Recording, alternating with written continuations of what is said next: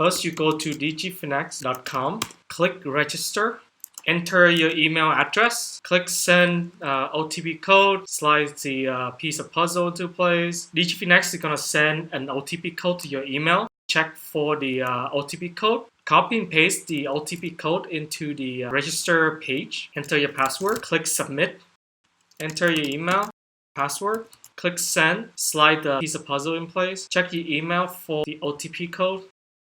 You will go to your basic information page, click My Balance, then scroll down, click deposit, generate deposit address. Then you can send your Ethereum to this deposit address and they will deposit into your DigiFinex account. After you deposit, you can go to exchange, find Nexxo, and then you can put in your buy order and your sell order. If you do not have Ethereum, you can click on this option, buy Bitcoin, switch over to Ethereum, click buy now. Then you can enter your credit card number, your expiry date, personal details. The amount you purchase with your credit card on here will be deposited into your DigiFinex account. Happy trading!